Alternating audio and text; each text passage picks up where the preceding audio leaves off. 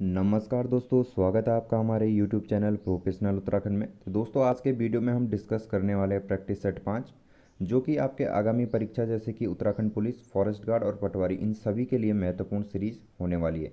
दोस्तों, इस वीडियो में हम 100 प्रश्नों को डिस्कस करेंगे, जिसमें 40 प्रश्न उत्तराखंड से संबंधित होंगे, 20 प्रश्न हिंदी के होंगे तथा 40 प्रश्न आपके स्टैटिक जीके से संबंधित होंगे। तो दोस्तों, यदि आप वीडियो पहली बार देख रहे हैं तो चैनल को सब्सक्राइब कर लें, और यदि आपको प्रैक्टिस सेट का पीडीएफ चाहिए तो इसके लिए जो है आप हमारे टेलीग्राम ग्रुप ज्वाइन कर सकते हैं। तो टेलीग्राम ग्रुप का जो लिंक है दोस्तों, मैंने आपके वीडियो के डिस्क्रिप्शन में दे दिया है, वहाँ से जाकर जो है आप टेलीग्राम ग्रुप ज्वाइन कर लें। तो आज के जो प्रैक्टिस सेट है इसको शुरू करते हैं। पहला प्रश्न है, निम्न में से कौन सी बोली अथवा भाषा हिंदी के अंतर्गत नहीं आती है। तो दोस्तों, हिंदी के अंतर्गत कौन सी बोली नहीं आती, हमें यहाँ पर देखना है। ऑप्शन है बांगरू, कन्नौजी, तेलुगु या अवधी। तो हिंदी के अंतर्गत जो है इनमें से कौन सी बोली नहीं आती है? ऑप्शन सी, तेलुगु इसका सही आंसर होगा। तेलुगु जो है दोस्तों हिंदी भाषा के अंतर्गत नहीं आती है। अगला प्रश्न देखेंगे, दुडांडी बोली है, तो दुडांडी बोली कौन सी है? पूर्वी राजस्थानी, पश्चिमी राजस्थानी, उत्तरी राजस्थानी या दक्षिणी राजस्थानी।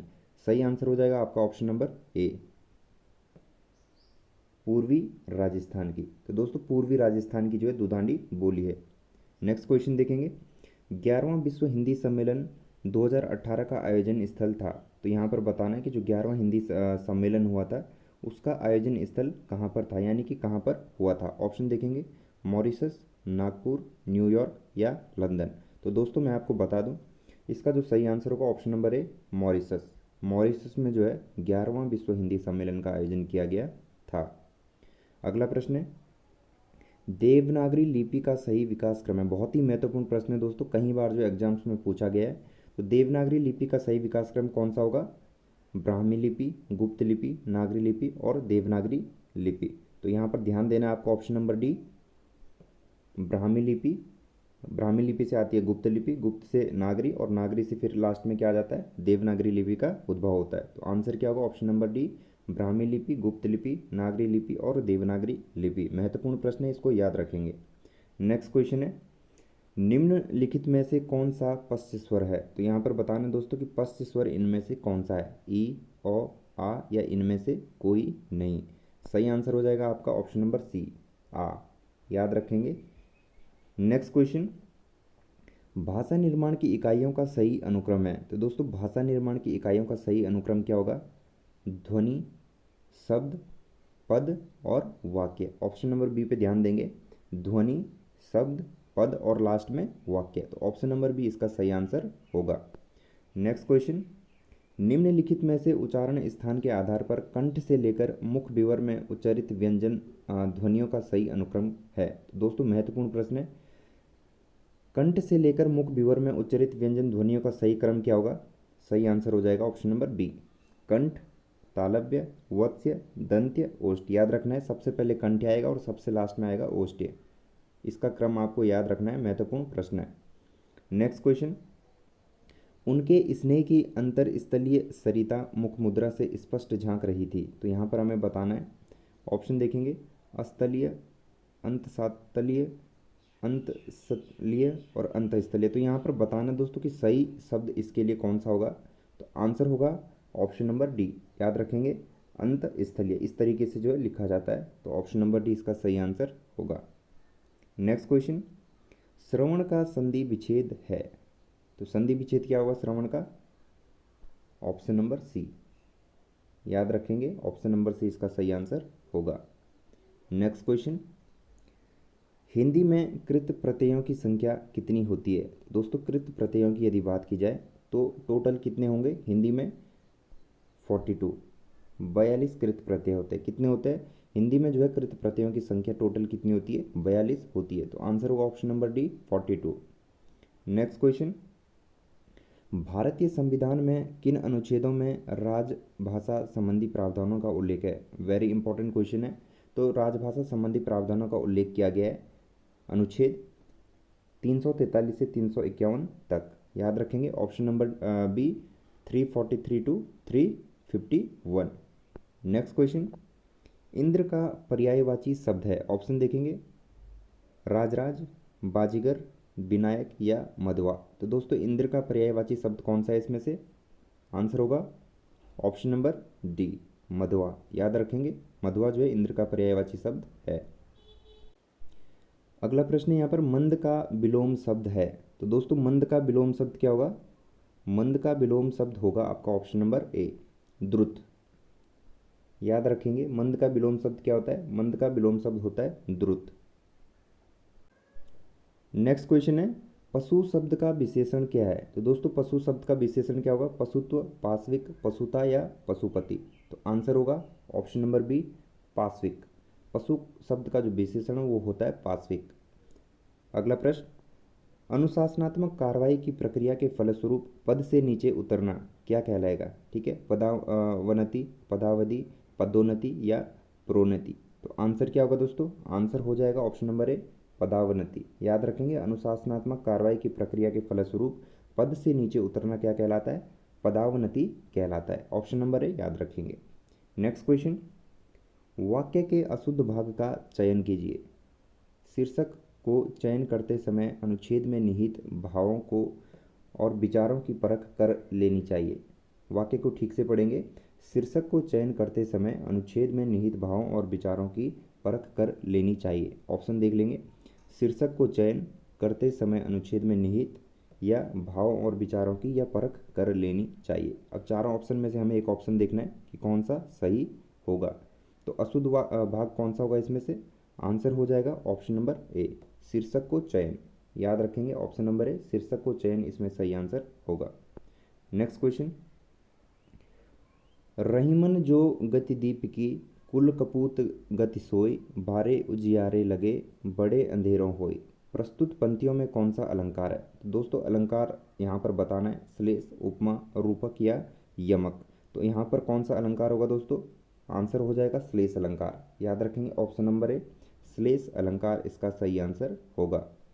नेक्स्ट क्वेश्चन, हिंदी कविता को छंदों की परिधि से मुक्त कराने वाले थे। ऑप्शन देखेंगे, जयशंकर प्रसाद, सुमित्रा नंदन पंत, सूर्यकांत त्रिपाठी निराला या महादेवी वर्मा। तो दोस्तों आंसर क्या होगा इसका? आंसर हो जाएगा option number C, Suryakant Tripathi Nirala. याद रखेंगे, ऑप्शन नंबर सी इसका सही आंसर होगा।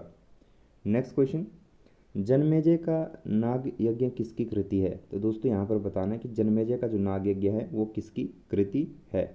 जयशंकर प्रसाद, राहुल सांकृत्यायन, सूर्यकांत त्रिपाठी निराला या माखनलाल चतुर्वेदी। आंसर हो जाएगा ऑप्शन नंबर ए, जयशंकर प्रसाद। याद रखेंगे दोस्तों, जयशंकर प्रसाद इसका सही आंसर होगा। नेक्स्ट क्वेश्चन, हाल ही में किस देश की संसद ने दिवाली को अंतर्राष्ट्रीय अवकाश घोषित करने के लिए एक विधेयक पेश किया? याद रखेंगे, करंट अफेयर में पूछा जा सकता है कि किस देश ने जो है हाल ही में संसद ने दिवाली को राष्ट्रीय अवकाश घोषित करने के लिए एक विधेयक पेश किया। तो आंसर क्या होगा? आंसर हो जाएगा आपका ऑप्शन नंबर डी, अमेरिका। तो अमेरिका की संसद ने जो है दिवाली को राष्ट्रीय अवकाश घोषित करने के लिए जो है एक विधेयक पेश किया था। नेक्स्ट क्वेश्चन है, वर्ष 2023 में G20 सम्मेलन की मेजबानी कौन सा देश करेगा? महत्वपूर्ण प्रश्न है दोस्तों, करंट अफेयर में पूछा जा सकता है कि वर्ष 2023 में G20 सम्मेलन की मेजबानी कौन सा देश करेगा? तो आंसर क्या होगा? याद रखना है, ऑप्शन नंबर सी, भारत। यानी कि हमारे देश भारत में जो है वर्ष 2023 में G20 सम्मेलन का आयोजन होने वाला है। नेक्स्ट क्वेश्चन है, प्राचीन भारत में निम्नलिखित में से कौन सी एक लिपि दाईं ओर से बाईं ओर लिखी जाती थी? महत्वपूर्ण प्रश्न है। ऑप्शन देखेंगे, नंदनागरी, खरोष्टी, ब्राह्मी या शारदा। तो आंसर क्या होगा दोस्तों? आंसर हो जाएगा आपका खरोष्टी लिपि। खरोष्टी लिपि को जो है दाईं ओर से बाईं ओर लिखा जाता था। नेक्स्ट क्वेश्चन, अगला प्रश्न है, बौद्ध, जैन एवं ब्राह्मण धर्मों में कौन सी धारणा एक जैसी है? महत्वपूर्ण प्रश्न है, बौद्ध, जैन एवं ब्राह्मण धर्मों में कौन सी धारणा एक जैसी है? तो आंसर हो जाएगा ऑप्शन नंबर बी, कर्मवाद की सिद्धांत। याद रखेंगे, कर्मवाद का जो सिद्धांत है वो क्या है? बौद्ध, जैन एवं ब्राह्मण धर्मों में एक जैसी धारणा है। किसको लेके? कर्मवाद के सिद्धांत को लेके। नेक्स्ट क्वेश्चन है, निम्नलिखित घटनाओं पर विचार कीजिए। ऑप्शन देखेंगे, विजयनगर के कृष्णदेव राय का शासनकाल, कुतुब मीनार का निर्माण, और पुर्तगालियों का भारत आगमन, और फिरोज तुगलक की मृत्यु। तो तो दोस्तों यहाँ पर हमें इसका जो है क्रम बताना है कि पहले कौन सा हुआ, इसका टाइम पीरियड हमें बताना है।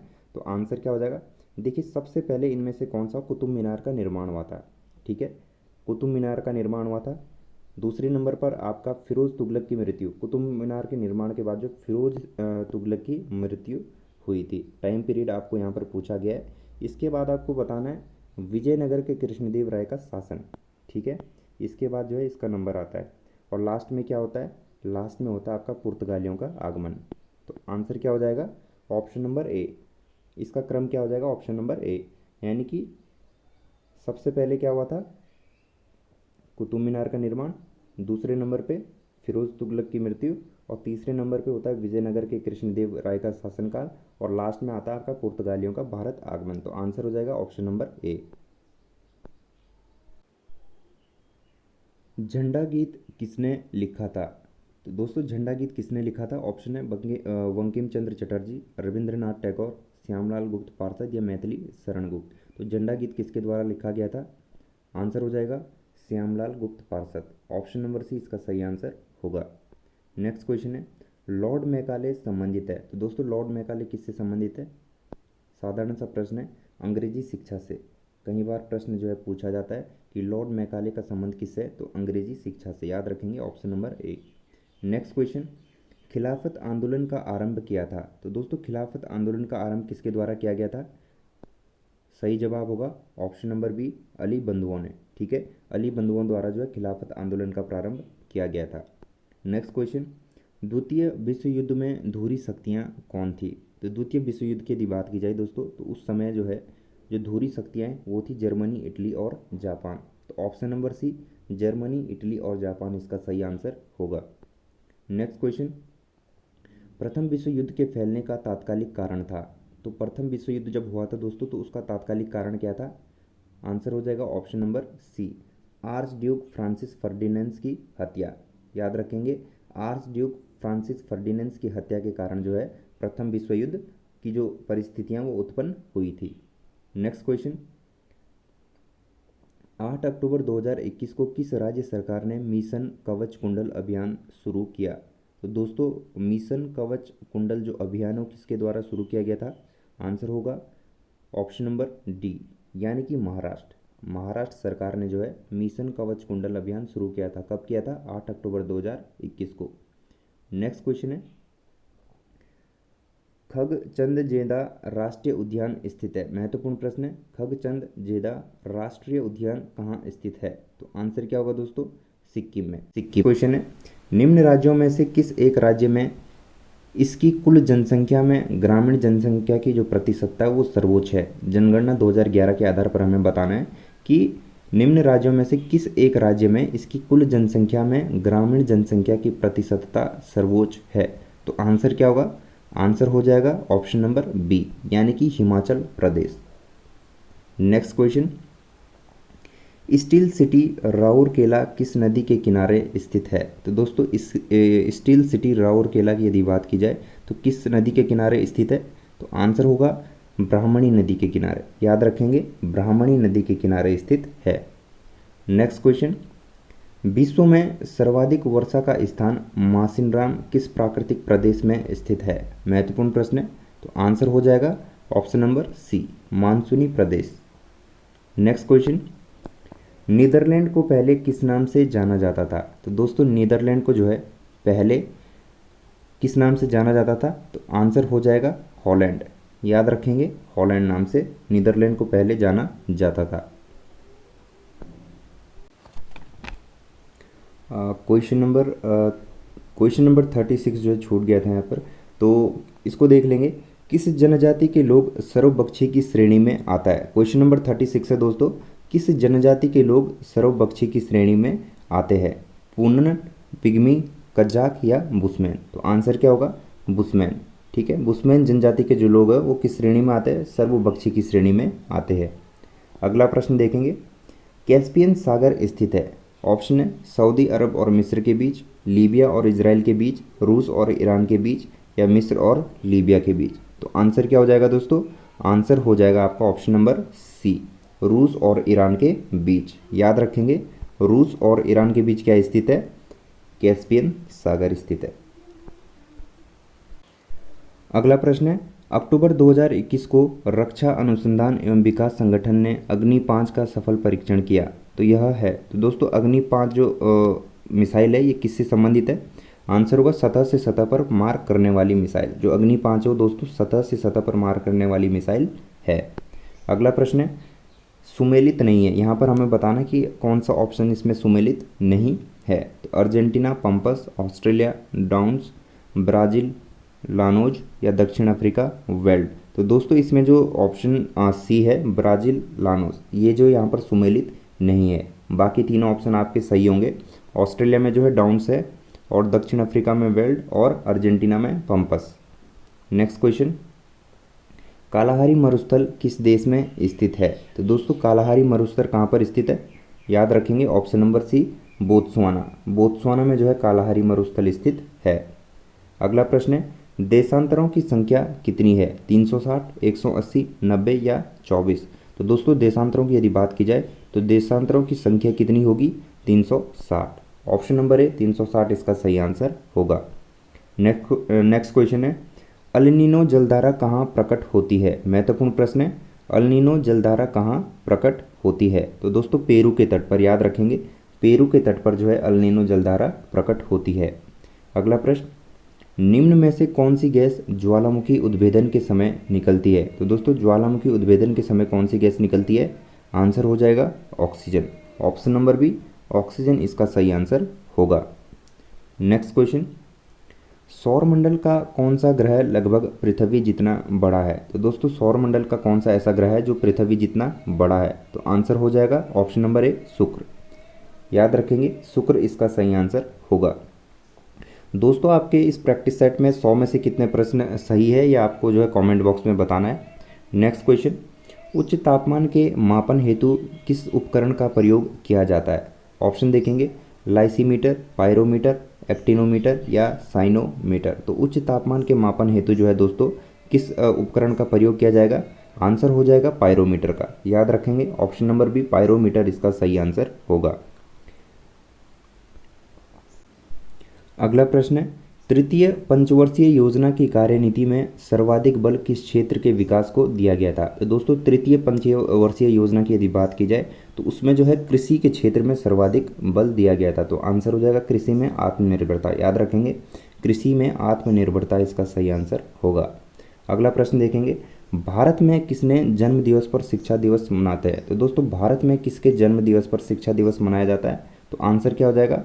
आंसर हो जाएगा option number D, doctor S Radha Krishnan, जो कि 5 सितंबर को जो है शिक्षक दिवस के रूप में इनका जन्मदिन मनाया जाता है।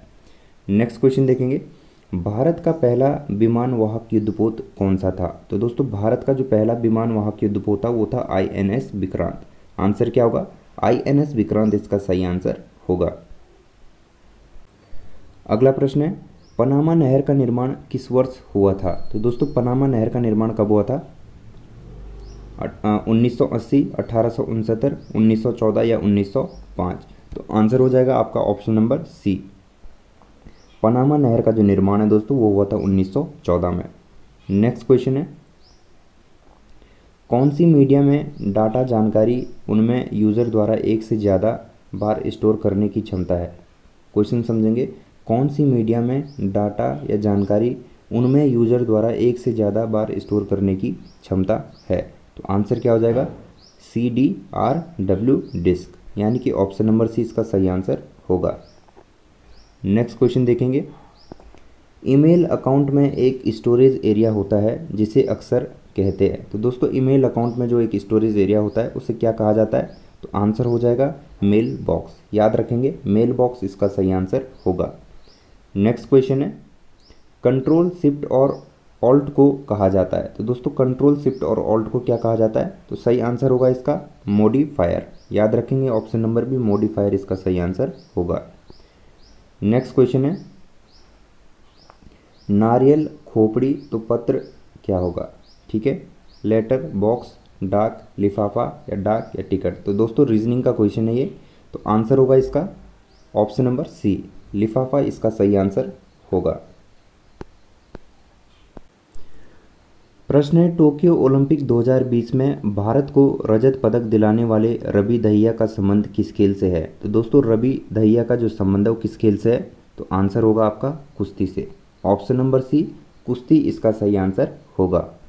अगला प्रश्न है, 29 मार्च 2021 को चिपको आंदोलन की कौन सी वर्षगांठ मनाई गई? तो दोस्तों महत्वपूर्ण प्रश्न है, करंट अफेयर में पूछा जा सकता है। तो आंसर हो जाएगा ऑप्शन नंबर बी, 48वीं वर्षगांठ। नेक्स्ट क्वेश्चन, कंडीसैण नामक तहसील स्थित है? ऑप्शन देखेंगे, टिहरी, पौड़ी, पिथौरागढ़ या रुद्रप्रयाग। तो आंसर क्या होगा? आंसर हो जाएगा टिहरी में। तो दोस्तों कंडीसैण जो तहसील है वो टिहरी में है। अगला प्रश्न है, जिला पंचायत सचिव के रूप में कार्य कौन करता है? तो दोस्तों जिला पंचायत सचिव के रूप में जो है डीडीओ या डीपीआरओ कार्य करता है। तो आंसर क्या हो जाएगा? Option number B, district development officer. अगला प्रश्न है, हरिप्रसाद टमटा ने शिल्पकार शब्द का प्रयोग सर्वप्रथम किया था? तो दोस्तों हरिप्रसाद टमटा द्वारा जो है शिल्पकार शब्द का प्रयोग सर्वप्रथम कब किया गया था? तो आंसर होगा ऑप्शन नंबर डी, 1911 में। नेक्स्ट क्वेश्चन, रामेश्वर तीर्थ के पास सरयू में कौन सी नदी मिलती है? तो दोस्तों रामेश्वर तीर्थ के पास जो है सरयू में पूर्वी रामगंगा नदी का मिलन होता है। तो ऑप्शन नंबर डी, पूर्वी रामगंगा इसका सही आंसर होगा। नेक्स्ट क्वेश्चन देखेंगे, नंद कुंड व देवी कुंड स्थित है? तो दोस्तों नंद कुंड और देवी कुंड कहाँ स्थित है? बागेश्वर में। तो आंसर होगा ऑप्शन नंबर बी, बागेश्वर। बर्मी बुग्याल स्थित है? तो दोस्तों ये बुग्याल हो गए, कुंड हो गए, सभी महत्वपूर्ण प्रश्न है, बच्चे जो है इनको कई बार गलत करके आ जाते हैं। तो याद रखना है आपको, बर्मी बुग्याल कहाँ पर स्थित है? बर्मी बुग्याल स्थित है आपका रुद्रप्रयाग में। याद रखेंगे ऑप्शन नंबर बी, रुद्रप्रयाग में जो है क्या स्थित है? बर्मी बुग्याल स्थित है। अगला प्रश्न है, किस केंद्र शासित प्रदेश को पर्यटन के क्षेत्र में वन टू वॉच पुरस्कार से नवाजा गया? तो दोस्तों याद रखेंगे, किस राज्य या केंद्र शासित प्रदेश को पर्यटन के क्षेत्र में वन टू वॉच पुरस्कार से नवाजा गया था? तो आंसर हो जाएगा Uttarakhand. Option number D, Uttarakhand सही आंसर होगा। अगला प्रश्न है, 2021 में गणतंत्र दिवस पर उत्तराखंड की प्रमुख झांकी क्या थी? तो 2021 में जो है दोस्तों उत्तराखंड दिवस गणतंत्र दिवस पर उत्तराखंड की जो प्रमुख झांकी थी वो थी केदारखंड की झांकी। तो केदारखंड की झांकी याद रखेंगे, ऑप्शन नंबर डी इसका सही आंसर होगा। नेक्स्ट क्वेश्चन है, राज्य में एकीकृत ऊन विकास कार्यक्रम शुरू किया गया? तो दोस्तों राज्य में एकीकृत ऊन विकास कार्यक्रम की शुरुआत कब हुई थी? याद रखेंगे 2004-2005, यानी कि ऑप्शन नंबर है इसका सही आंसर होगा। अगला प्रश्न है, एक चक्रा प्राचीन नाम है? तो एक चक्रा किसका प्राचीन नाम है दोस्तों? चक्राता का। याद रखेंगे चक्राता का प्राचीन नाम क्या था? एक चक्रा। महत्वपूर्ण प्रश्न की सीरीज चल रही है दोस्तों, तो याद इसको जो है ठीक से देखेंगे, और जो प्रश्न आपको ठीक से समझ नहीं आते उसको नोट कर लीजिएगा, और आप कमेंट बॉक्स में भी आप जो है पूछ सकते हैं। अगला क्वेश्चन है, तांदी मरोज घुमसू नृत्य किसका है? तो तांदी मरोज घुमसू नृत्य की यदि बात की जाए दोस्तों तो आंसर हो जाएगा जौनसारी। ठीक है, जौनसारी इसका सही आंसर होगा। Next question, nomads of Himalaya रचना है? तो नोमैड्स ऑफ हिमालय रचना किसकी है दोस्तों? आंसर हो जाएगा option number B, doctor Shyam Singh. Doctor Shyam Singh इसका सही आंसर होगा। नेक्स्ट क्वेश्चन है, कुमाऊं रेजिमेंट में किस बटालियन को वीरों का वीर कहा जाता है? बहुत ही महत्वपूर्ण प्रश्न है, कुमाऊं रेजिमेंट में किस बटालियन को वीरों का वीर कहा जाता है? तो आंसर हो जाएगा 13वीं और 15वीं बटालियन। ऑप्शन नंबर बी, 13वीं और 15वीं बटालियन इसका सही आंसर होगा। अगला प्रश्न है, चंडी प्रसाद भट्ट को इंदिरा गांधी राष्ट्रीय एकता पुरस्कार कब मिला? तो दोस्तों चंडी प्रसाद भट्ट को जो इंदिरा गांधी राष्ट्रीय एकता पुरस्कार मिला था वो मिला था 2017-18 में। तो आंसर क्या हो जाएगा? Option number B. अगला प्रश्न है, राज्य में मूर्ति पीठिका लेख प्राप्त हुए? तो दोस्तों यहाँ पर बताना है कि मूर्ति पीठिका लेख कहाँ कहाँ से प्राप्त हुए। ऑप्शन देखेंगे, कोलसारी, बाड़ाहाट, देवलगढ़ या ए और सी दोनों। तो दोस्तों आंसर क्या होगा इसका? आंसर हो जाएगा ऑप्शन नंबर डी, ए और सी दोनों। कोलसारी और देवलगढ़ इन दोनों जगह से जो है मूर्ति पीठिका लेख प्राप्त हुए थे।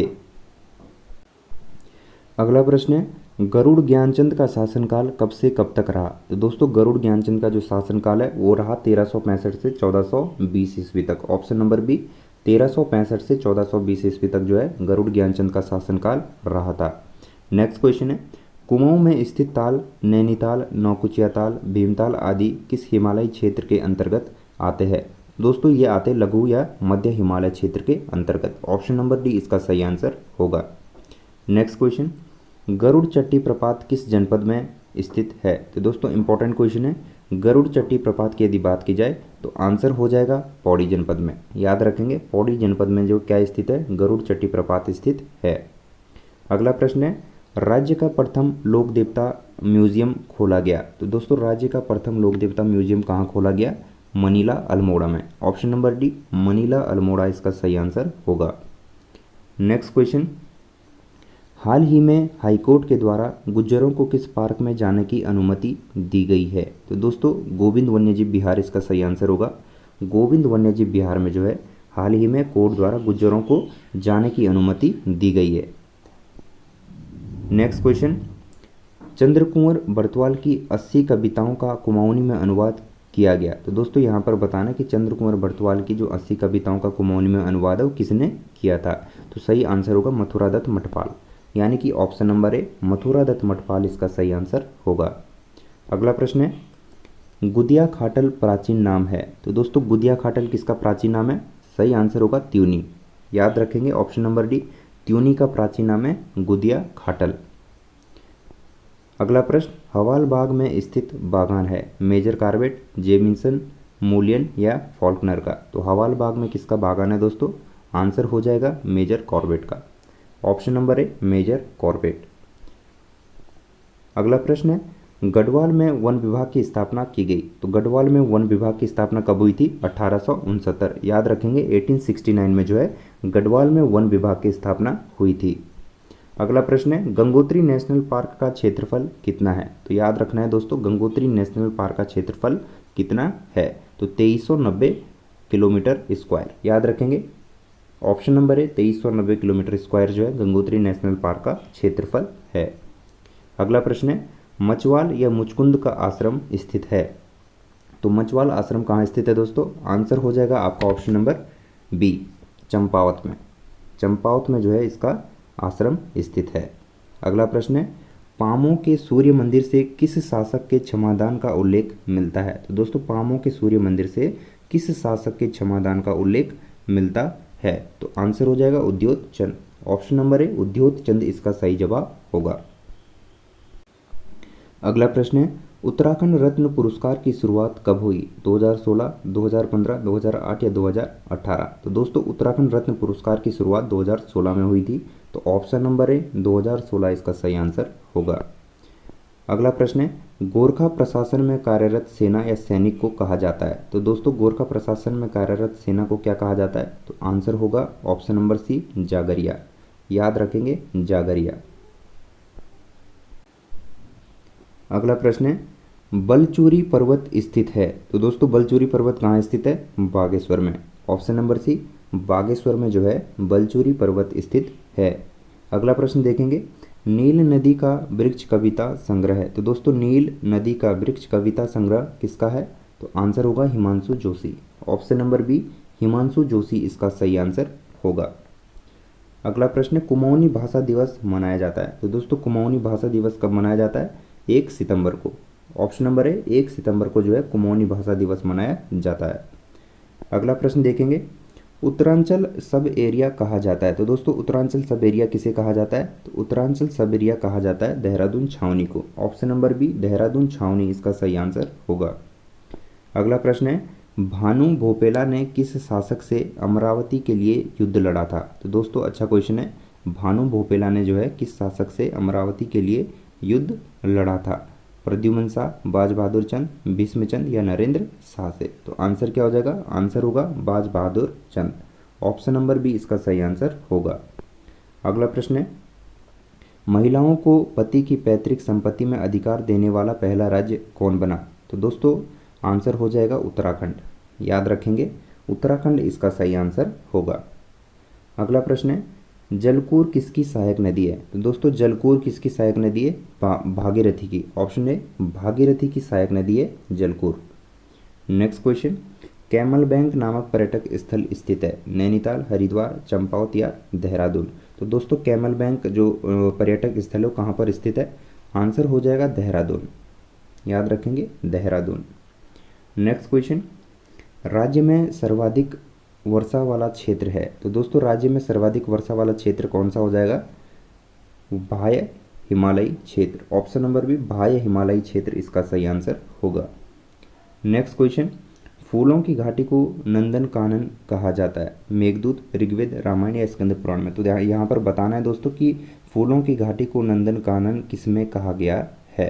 तो आंसर हो जाएगा स्कंद पुराण में, याद रखेंगे स्कंद पुराण में फूलों की घाटी को क्या कहा गया है? नंदन कानन कहा गया है। अगला और अंतिम प्रश्न है, हिमालय संग्रहालय का स्थापना वर्ष है। तो दोस्तों हिमालय संग्रहालय की स्थापना कब हुई थी? हिमालय संग्रहालय की स्थापना हुई थी 2005 में, याद रखेंगे 2005 इसका सही आंसर होगा। तो दोस्तों आज का प्रैक्टिस सेट आपको कैसा लगा कमेंट बॉक्स में ज़रूर बताएं, और आपके 100 में से कितने प्रश्न सही थे इसे भी ज़रूर बताएं। और वीडियो को यदि आपने अभी तक लाइक नहीं किया तो लाइक कर दीजिए, शेयर कर दीजिए और चैनल को सब्सक्राइब कर दीजिए। मिलते हैं नेक्स्ट वीडियो में एक नए प्रैक्टिस सेट के साथ। जय हिंद, जय भारत।